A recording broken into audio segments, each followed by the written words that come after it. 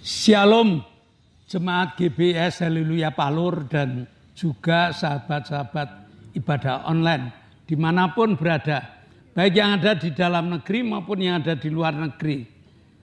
Ditutup tahun ini, mari kita renungkan firman Tuhan untuk bekal kita masuk di tahun 2025.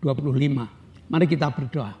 Bapa, kami mengucap syukur malam tutup tahun ini Engkau hadir di tengah kami. Kami telah belajar memuji, memuliakan nama-Mu. Dan iman kami mengatakan Engkau hadir. Dan kehadiran-Mu membawa dampak yang luar biasa. Mujizat terjadi. Yang sakit Tuhan sembuhkan. Yang susah Tuhan hiburkan. Yang kurang Tuhan cukupi. Yang bermasalah Tuhan angkat masalah mereka. Dan kami akan mendengar firman-Mu. Kami telah buka hati, kami telah siapkan pikiran kami telah satukan iman kami, mengundang Engkau untuk memberikan firman kepada kami. Dalam nama Yesus kami telah berdoa dan mengucap syukur. Yang percaya katakan amin. Sekali lagi, shalom Bapak Ibu. Di malam ini mari kita belajar firman Tuhan. Bapak Ibu yang punya anak, di tiap akhir tahun terima rapot dan di awal tahun pelajaran pasti ada istilah daftar ulang. Ada di antara Bapak Ibu yang anaknya tidak didaftarkan ulang? Kalau tidak didaftarkan ulang, dia sudah lulus, tidak jadi masalah. Tetapi kalau dari kelas 1 SMP mau naik ke kelas 2 tidak daftar ulang, berarti dia keluar dari sekolah yang diikutinya. Maka hari ini Tuhan pun menginginkan ada daftar ulang. Apakah kita terus mengikuti pendidikan di dalam nama Yesus atau kita putus di tengah jalan? Yohanes 8 ayat 31. Yohanes 8 ayat 31. Maka katanya kepada orang-orang Yahudi yang percaya kepadanya, jikalau kamu tetap dalam firman-Ku, kamu benar-benar adalah murid-Ku. Ini tantangan bagi kita. Kita harus menghitung terlebih dahulu untung ruginya ikut Tuhan. Kalau memang kita ikut Tuhan tidak untung, ya mending kita putus. Tetapi kalau kita ikut Tuhan merasa untung, mari kita daftar ulang. Supaya kita tetap menjadi murid Kristus di tahun ajaran baru ini. Di tahun 2025 ini. Sebab kalau kita tidak sungguh-sungguh daftar ulang pun kita tidak sungguh-sungguh mengikut Kristus, kita mengalami kejenuhan, menjadi murid yang jenuh, menjadi murid yang nantinya bermasalah, tidak maju dalam pelajaran, tetapi selalu memiliki masalah-masalah di dalam pendidikan kekristenannya. Nah, tokoh-tokoh Alkitab mengajar kepada kita. Mereka memiliki keberhasilan. Kenapa? Karena mereka mengikuti ajaran yang diajarkan Tuhan, mendengar suara Tuhan dan melakukannya. Nah, mari kita lihat bagaimana supaya pelajaran kekristenan kita makin maju. Tahun 2025 kita setingkat lebih tinggi. Iman kita naik dibanding 2024. Kita lihat seorang tokoh Daniel. Daniel 6 ayat 11. Lalu orang-orang itu bergegas-gegas masuk mendapati Daniel sedang berdoa dan bermohon kepada Allahnya. Pada waktu itu ada undang-undang. Setiap warga negara tidak boleh berdoa kepada Allah mereka. Dan mereka harus menyembah patung. Kalau mereka kalau mereka tidak mengikuti aturan negara, ditangkap, dimasukkan dalam gua singa. Kenapa? Ada orang iri. Kenapa si Daniel itu hidupnya kok lebih tenang? Hidupnya kok lebih damai. Walaupun mereka dalam keadaan penjajahan, tetapi hidupnya lebih damai, lebih tenang. Kenapa? Oh, ternyata Daniel itu berdoa kepada Allahnya 3 kali sehari. Dia menghadap ke Yerusalem. Dia berdoa di sana, di tempat itu. Nah, satu kesempatan diambil oleh musuh-musuh Daniel. Ternyata berdoa itu memiliki kekuatan kuasa yang luar biasa. Walaupun mereka hidup di tengah badai, walaupun mereka hidup di tengah penjajahan, walaupun mereka hidup di tengah-tengah kekurangan, ternyata Daniel memberi contoh berdoa 3 kali sehari. Tanpa lowong. Dia walaupun ditindas dengan apapun juga, walaupun mereka itu diancam dengan apapun juga, tetapi yang namanya doa Daniel tidak mengalami ketakutan sedikit pun. Sehingga Daniel walaupun di tengah dibuang ke gua singa, aman. Karena Allah ada bersama dengan Daniel.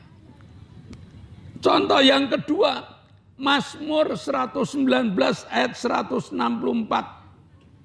7 kali dalam sehari aku memuji-muji Engkau karena hukum-hukum-Mu adil. Daud, seorang raja, ternyata makin tinggi jabatannya, makin kuat doanya. Sehingga nama Daud dikatakan raja terbesar di Israel, memiliki kerajaan yang luas, dan tahta Daud tidak akan turun sampai selama-lamanya. Karena apa? Dilandasi dengan doa 7 kali sehari. Bagaimana dengan Bapak Ibu? Bagaimana dengan saudara? Di tahun 2025 bukan tahun yang enteng, tetapi tahun yang suram, tahun yang belum sudah banyak tentangan-tentangan, banyak kesulitan-kesulitan yang sudah diberikan kepada kita. Daniel 3 kali sehari, Daud 7 kali sehari. Untuk apa? Supaya mereka itu menjadi murid yang benar-benar naik tingkat. Nah, orang yang memiliki doa, orang yang memiliki ketekunan dalam doa, dia akan memiliki kedewasaan rohani. Jadi ukuran dewasa atau tidak bukan berapa kali Bapak Ibu ke gereja, bukan berapa kali Bapak Ibu mendengar lagu-lagu Kristen, tetapi berapa kali Bapak Ibu berdoa di dalam sehari. Ada kedewasaan rohani. Dewasa rohani itu ditandai dengan percaya sepenuhnya kepada kehendak Tuhan. Apa yang terjadi dalam hidup kita sudah diatur oleh Tuhan. Maka tepat nyanyian lama yang mengatakan tiap langkahku diatur oleh Tuhan. Itu penggubah nyanyian itu, pengarang nyanyian itu. Mereka memiliki kedewasaan rohani yang luar biasa. Sehingga mereka percaya bahwa tiap langkah hidupnya itu Tuhan sudah atur. Kalau kita diberkati dengan berkat yang limpah, itu kehendak Allah. Kalau kita suatu saat mengalami penurunan yang tajam, itu kehendak Allah. yang harus kita ikuti.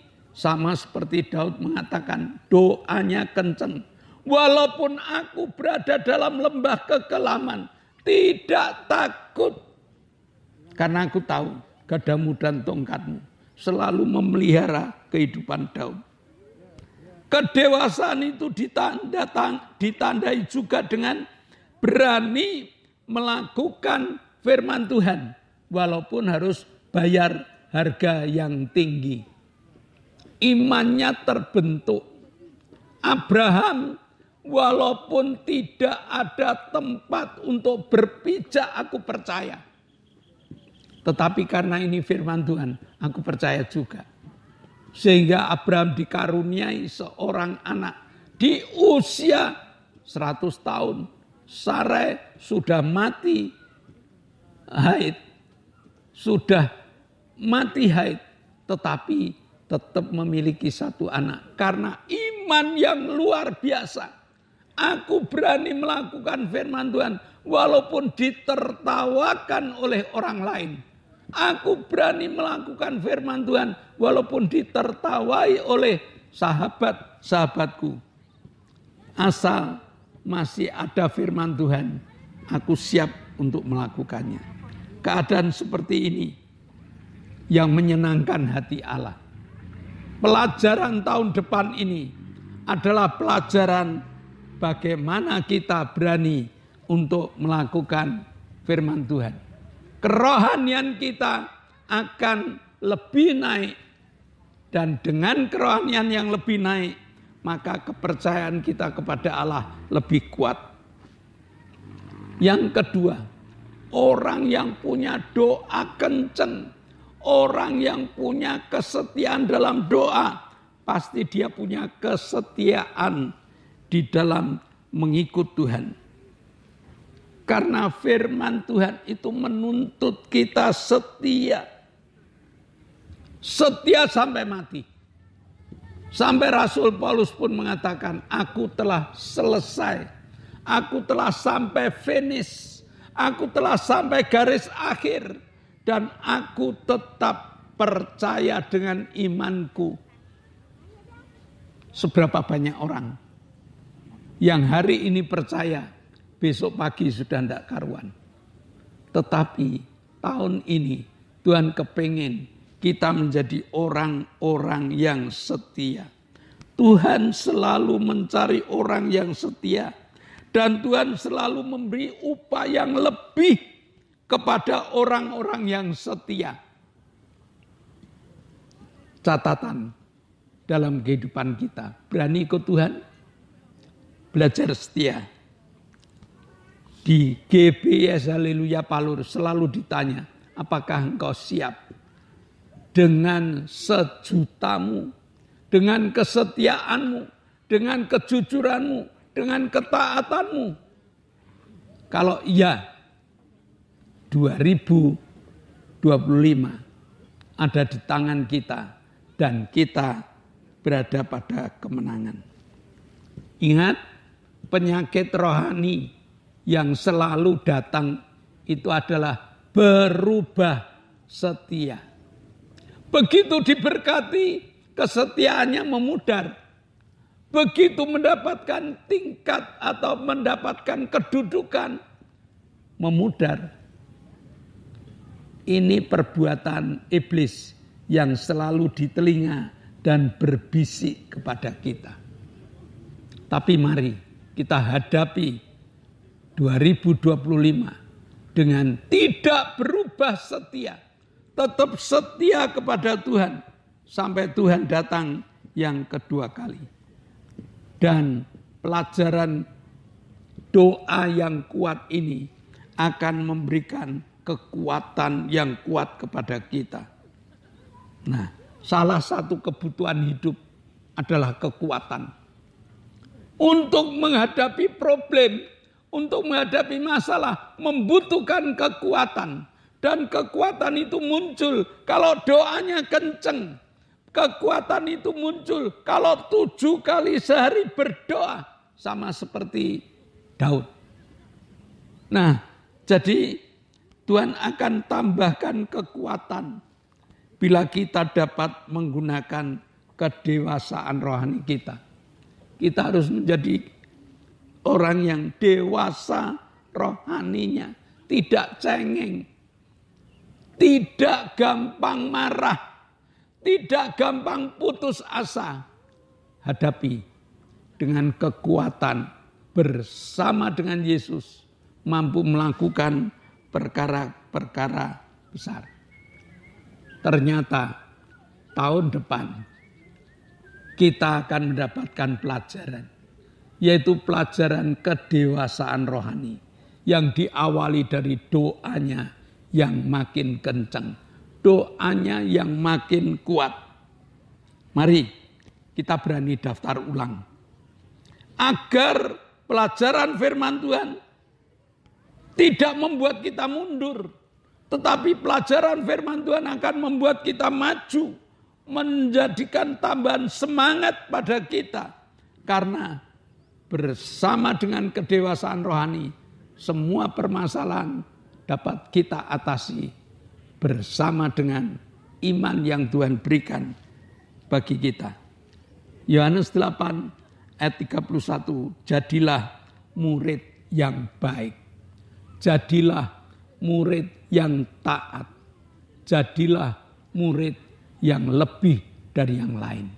Mari kita berdoa. Bapa, kami mengucap syukur Kau Allah yang memberi kesempatan kepada kami.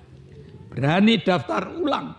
Tahun 2025 kami dapat memenangkan segala pertarungan-pertarungan hidup. Karena kami memiliki latihan-latihan doa yang kuat.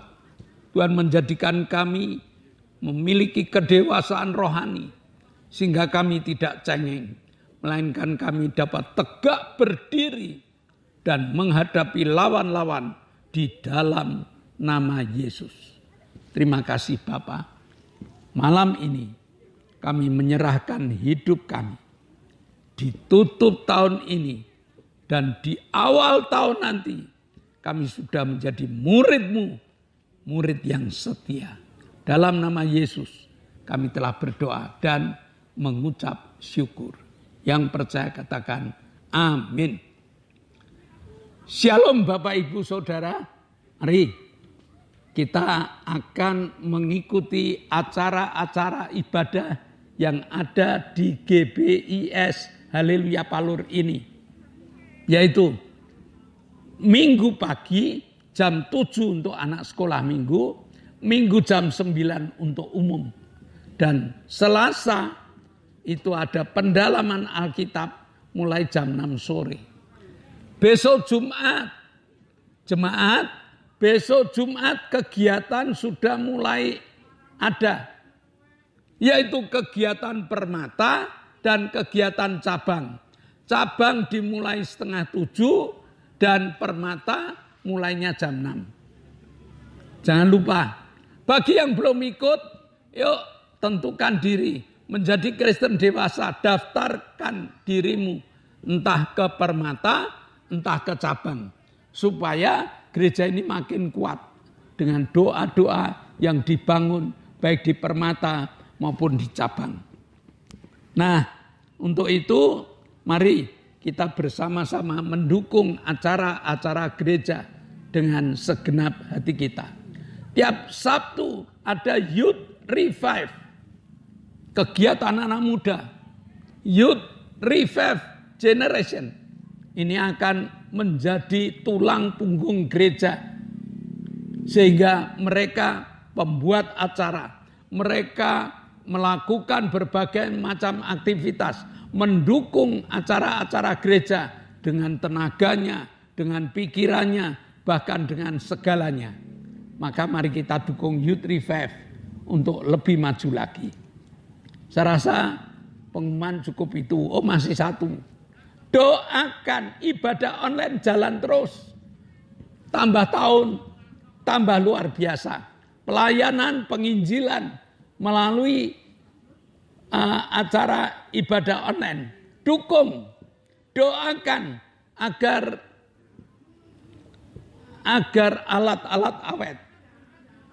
Agar timnya sehat, kuat, dan rajin untuk mengadakan ibadah online ini. Mari kita dukung sepenuhnya. Bagi yang dapat, kirimkan ke 5 teman. Ya, share ke 5 teman. Supaya Injil segera mencapai seluruh bumi ini. Mari kita berdoa. Kami bersyukur padamu Tuhan, Engkau telah pimpin kami untuk beribadah, memuji, memuliakan nama-Mu. Engkau telah pimpin kami untuk belajar firman-Mu. Sekarang Bapa, kami menaikkan doa syafaat kami.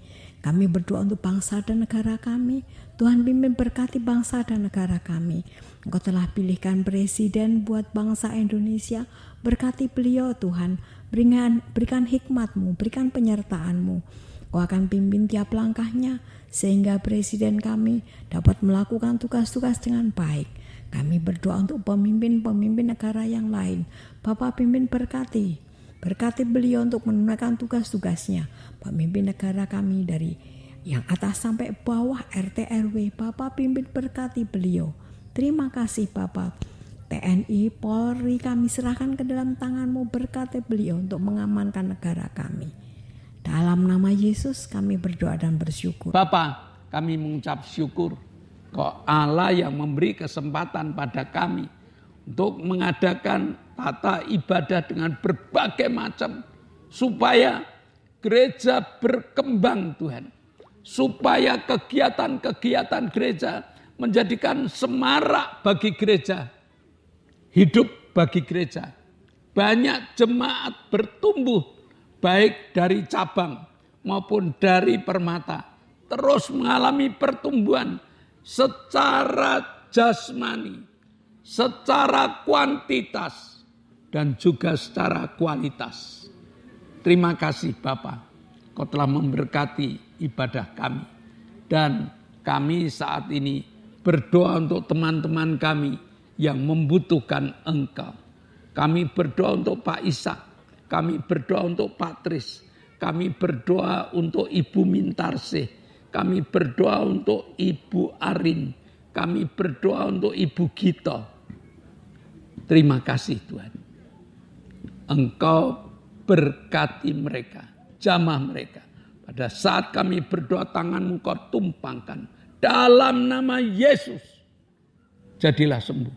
Demikian juga kami berdoa untuk Pak Gito, untuk Lili, dan untuk Ibu Bambang yang telah Kau sembuhkan. Agar ketiga saudara kami ini siap untuk melayani Engkau dengan apa yang mereka bisa lakukan. Ibu Wagini yang saat ini masih telentang di rumah, tolong Tuhan dengan kasih karunia-Mu, jamah dengan kesembuhan yang sempurna. Terima kasih Bapa. Sebentar kami akan berpisah satu dengan yang lain. Namun kami percaya Kau telah membuka tingkap-tingkap langit-Mu.